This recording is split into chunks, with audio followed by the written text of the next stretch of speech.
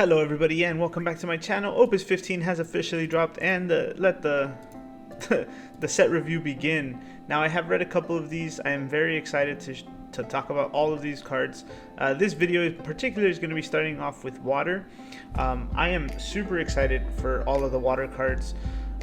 We have a lot to discuss. As always, make sure to follow me on social. I have the link in the description below. We're just coming off a stream right now tonight, and I'm feeling good, feeling like talking about the cards. Let's get into it, right? Let's not waste any time. That's what you came for. So first off, it starts off with a summon, which is interesting, right? Well, the water. It is 106, but whatever. Before paying the cost to cast the Tomos, you can pay 1 crystal to reduce the cost of required to cast the Tomos by 2. Your opponent selects a forward they control, put it into the break zone. This card is already, this is like so obviously it doesn't target, right? So finally water has something that can get through BFA and all those non-targetable things, which is really nice. The other thing is, this is the way that summons are going from here on out. Well, not from here on out, for this set, right? It's like they're all 3 drops, I think, most of them, but you're able to pay a crystal to reduce the cost. It's already pretty cheap. With Yuna out, it's a 2-drop summon, so I love this card a lot. It's definitely going to see a lot of play. Thankfully it's not EX burst, right? Because if it was, it'd be busted. But it does make Famford a little obsolete now, right? Unless you're looking forward to get rid of something on your side of the field. This card is going to be very strong for water decks and anything, water, earth, or water, anything with water in it, right? So very good. Umaru, 1-drop. When Umaru enters the field, if you don't pay a crystal, put Umaru in the break zone. When Umaru is put from the field in the break zone, gain a crystal. 1-drop for a crystal. 1-drop 9k for a crystal seems pretty straightforward. Seems really good. I haven't started brainstorming decks yet, but I don't see why this wouldn't be good. Really, it's like turn 1, you drop the one that generates a crystal. Turn 2, play him, and then you'll have a crystal as you go, right? So it's a good turn 2 play. It's very strong, and he's just a 1 for 9. I don't know. I don't see a problem with this card. I like it very much. Dancer, backup. Put Dancer in your break zone. Choose a forward your opponent controls. Until the end of the turn, it loses all categories and all its abilities. Man, this is another one too, right? So, in this set, we're going to talk a little bit about the Dancer meta and stuff like that. And I think Dancer is probably one of the great things that came out of this set. But we'll go on in saying that this one is super interesting, right? It's above and beyond. It loses all of its categories, right? So no anything that gets a category buff or category benefits, and then all its abilities, right? It keeps its job, which I think is going to be important. Which is already important, right, for the game, but loses all its abilities is great. Blanking things, I love to do that. It's about time where water gets a little more of this, other than just targeting effects, from forwards, right? We had Halicarnassus, we have the Ash, we had the Yuna that attacked and blanked everything. This is coming, I think we have Cuchulainn, right? So now this is the progression. Now we have a backup that does this as well. Also, needless to say, it's a very great card. Also, before I continue, obviously, we're doing things a little differently. We are, full disclosure, I had created a Spoilers 2 video, and the minute as I'm uploading it, the set drops again. So it's my fault for procrastinating. We talked about Ultros a little bit in there, and that's the reason I bring it up. Ultros, when Ultros enters the field from the deck, choose a forward and put it at the bottom of its owner's deck. For 2 water, you can put Ultros to the bottom of its owner's deck. If you do so, shuffle your deck. Then reveal the top 5 cards of your deck. Play 1 card named Ultros among them onto the field and return it to the other cards at the bottom of any of your deck in any order. You can use the ability once per turn. So interesting. I guess we need to wait for the FAQ or the rules, but I wonder if this guy is like the Onion Knight, the old Onion Knight legendary that says you place an S, you put him to the bottom and shuffle, I think, or put him to the bottom and then search. Either way, he has to remain at the bottom before you can use the effect, right? So he can't be in the top of the deck again. But it's a very strong card. Other than outside of the Ultros deck, you can probably use it in Bard's Boko. Bring him in, send something to the bottom, have him attack. send himself. Hopefully something else, another Ultros comes out. It seems very possible. Other than that, special summoning off the deck is kind of tough. I don't know. There's the Merle Whip, and I can't really think of anything else off the top of my head. So he, other than the Ultros and the Bard's Boko we said, right? So just a couple ideas for you guys. He is a good card. I like his effect, but it's limited to being brought out from the deck, right? So if your deck doesn't do that, then you won't be playing this guy. Gao, when he expires from Gao enters the field, gain a crystal. Great. So we have two. We'll talk about it in a sec, but we have two things that just two drops that enter the field and gain us a crystal and water. And at 3 damage, he's at 8k. So Kais, also another one we talked about. This was TCG Taco's exclusive spoiler, I believe. If a forward you controlled formed the party this turn, the cost required to cast Kais is reduced by 2. When a party you control attacks, activate Kais. So main reasons I was thinking about this was something for Vikings.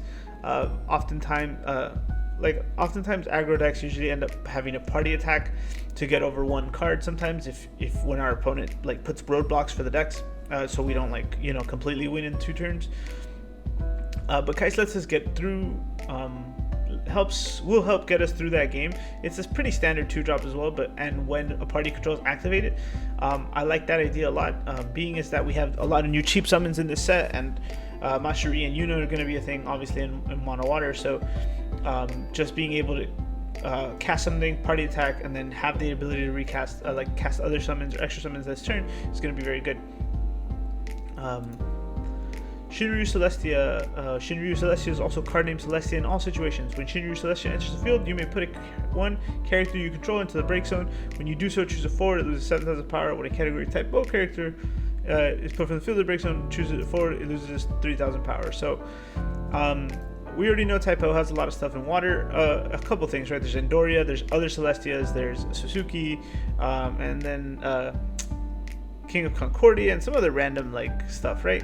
I don't know if Type O will eventually be able to incorporate water into its colors, mainly because it's stuck in fire, wind, and lightning, mostly fire, right? I know we have some new Machina this set and stuff. All in all, Celestia is a half decent card.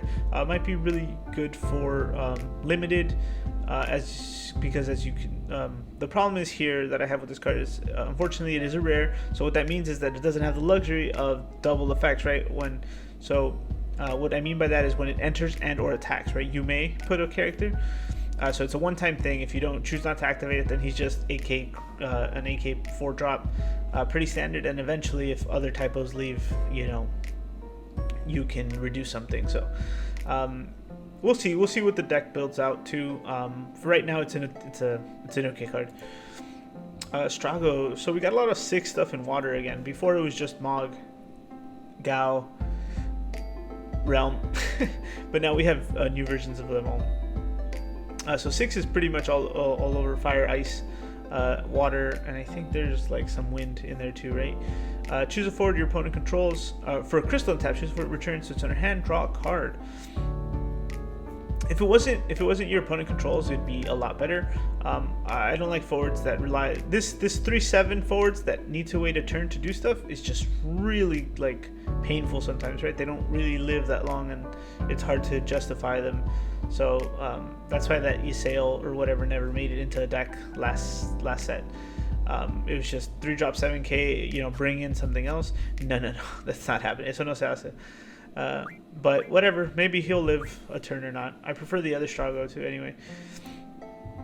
Draconite, see another typo standard unit that we talked about. When Draconite is put from the field in the break zone, you may search for a card named Draconite and add it to your hand. I wish these cards would be 10 times better if they were like the Magus Sisters or what's his name? I always call him Mystic Tengu, but I think it's something else. It's from Yu-Gi-Oh, but they would replace themselves, right? So all of these 3-drop standard units, like the FF7 ones, and then I think it's like the WAF ones. I don't know if it's the WAF ones that do that, right? When they come out, they search something else, but it's just there's there's an old, I can't even remember them. There was an old Earth card that we played a lot, right? And it was just a 3-drop search itself. But these guys, when they die, you can search another one.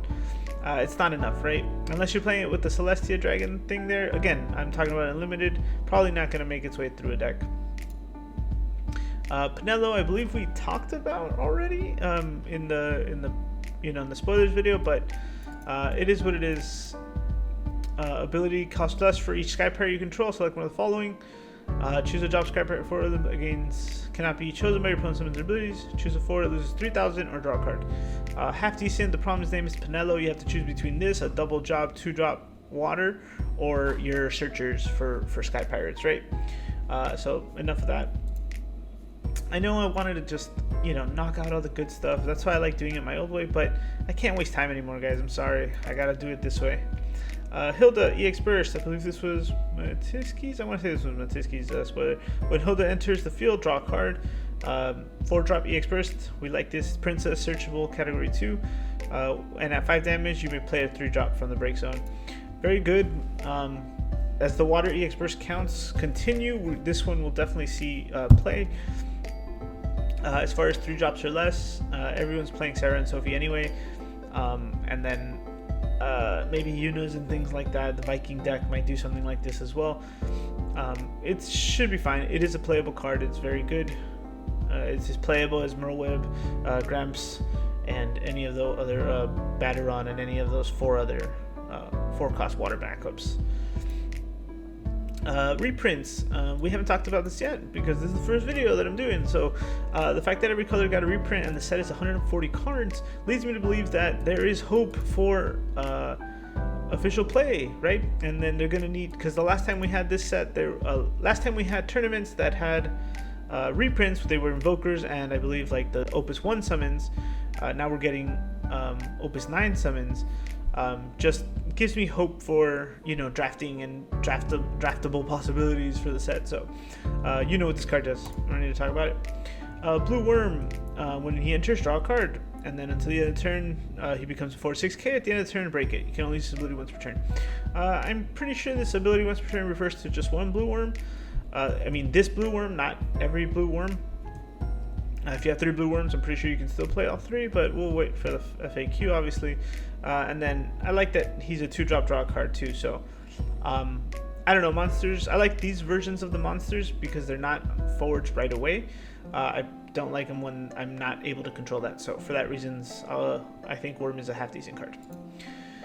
Porom, the legendary. At the end of your turn, place 1 EXP counter on each job apprentice mage you control.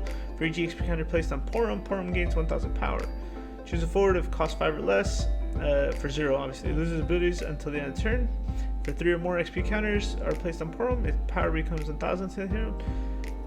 Okay, so interesting. So we already talked about Palom in the before. We've seen what he does, right? They both hand out EXP counters to each other. So every turn, if you have them both on the board, they're each getting 2 XP counters per turn.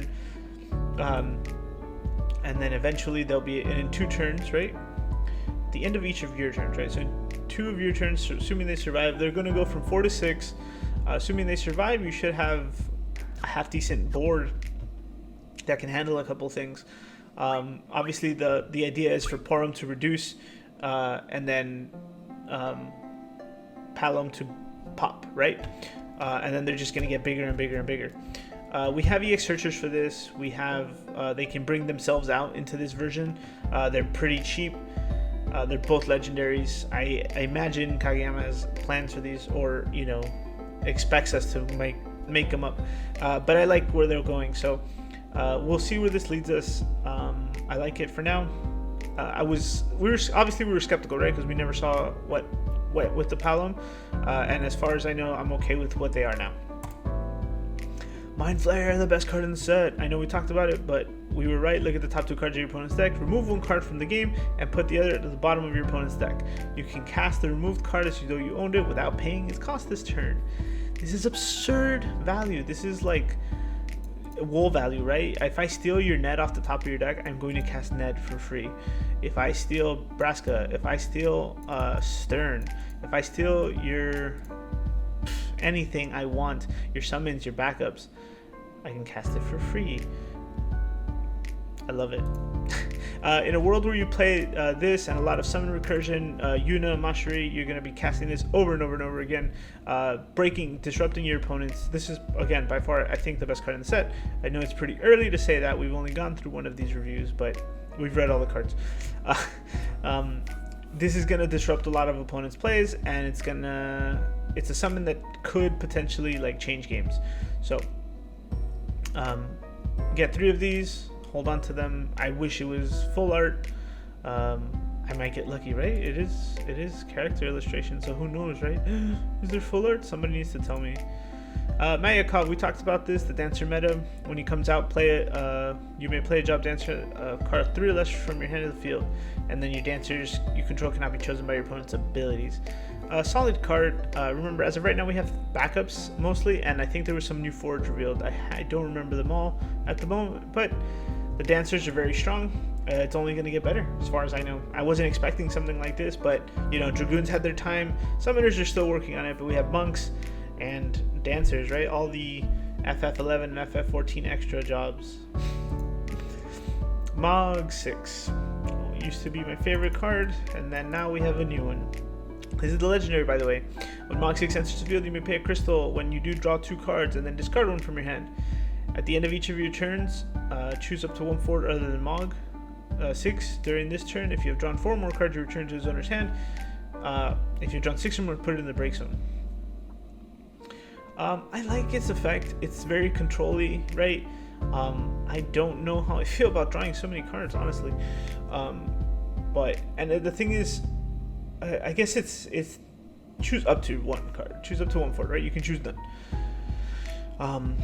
So it doesn't have to resolve its second effect, and then for his S, you can draw 2 cards. You can use this ability once per turn. I think that's where his fun is, right? Like being able to draw multiples. You have 9 of him now, right? So in a deck where you're able to speed through things, play Mog, draw extra cards, and then play big stuff, I think he's going to be useful. I think Water just has his aggro deck now, and it's also going to help us get to OTK pieces or control pieces, right? As long as we're able to draw him and multiple Mogs, you can do this all in 1 turn, right? You play him if you have enough CP. You S, draw 2, and draw into another one. S, draw 2. All right, good. Let's go. Oh well, no, you can't. You can only use it once per turn, obviously, but still. Solid, not a bad card. We'll see where it takes us, right, guys? Oracle is your standard. Enters the field, gain a crystal. Put a card into the break zone. Choose a forward during this turn.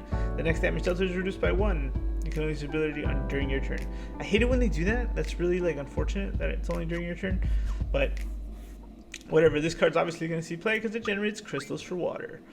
Pictomancer Realm. When a realm enters the field, choose a forward or monster you control. You may return to its owner's hand. When you do so, gain a crystal. I like that. And then for a crystal, search for a monster, play it onto the field. For 2 crystals, search for a monster that costs 5 or less and play it onto the field. So 2 or less and then 5 or less. The 5 or less one is interesting, right? This is the first way we're able to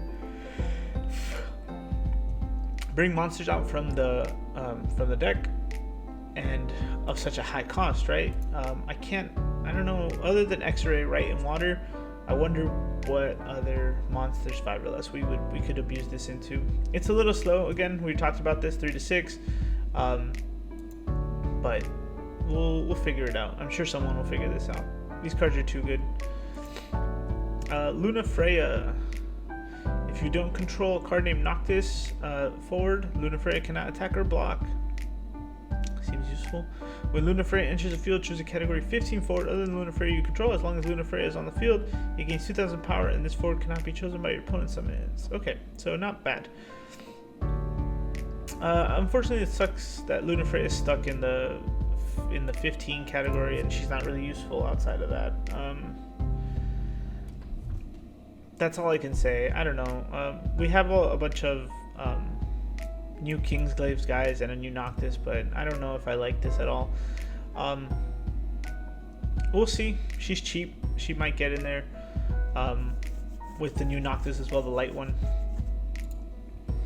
Lana. When Lana enters the field, you may pay crystal. You may pay crystal. It doesn't say you may pay a crystal. Just you may pay crystal. When you do so, choose a forward of cost 2 or less in your break zone, play it onto the field. When you enter, you may pay 2 and choose a forward of 3 or less card other than Lana and play it onto the field. I mean, that's very good, right? Princess and Warrior of Light. Searchable, which is nice. 2 ways, and I don't think we use Lana's in Warrior of Lights at the moment. No, that's not true either, right? We use the light one. Light one's so much better for that. Just, you know, being able to reborn multiple times. I think this will probably pair. It's meant to pair with the Barts, but we'll have to do some further investigating for that. Oh, and then the reprint of the Ash, Full Art Ash. See, this is what I'm talking about, right? So there's 4 there's extra reprints now, right? Aside from everyone get a summon, we have the legacy cards as well that work in the set. Assuming you draft into Legacy Ash, you're a monster, you're a beast. But still. While we're on the waters, I think we can. We'll stop here. We'll leave it at that, guys. Let's start talking, man. These cards are great. Favorites are gonna be Atamos, obviously, Mind Flayer, Mayakov, and the L's. Oh, and Dancer. I think Dancer is the really good backup. Other than that, secondary cards of importance will probably be the Kais, and the Realm, I want to say. Oh, and the Dancer, right? I think I might have said that already, but still. And the Umaru. We'll see. We got a lot of brainstorming to do. What are you guys thinking of water so far? Is Modern Water going to be good? What ideas do you have? Let's talk about them, right? I know no one wants to give away their secrets day one, but what are you waiting for? Official play? Anyway, guys, thanks for listening. Thanks for watching. We're going to be doing one of these every day of the week until next week, probably. Right? We got 7 videos to come up. It's only Wednesday, so thanks for listening. Thanks for watching, and I'll see you next time.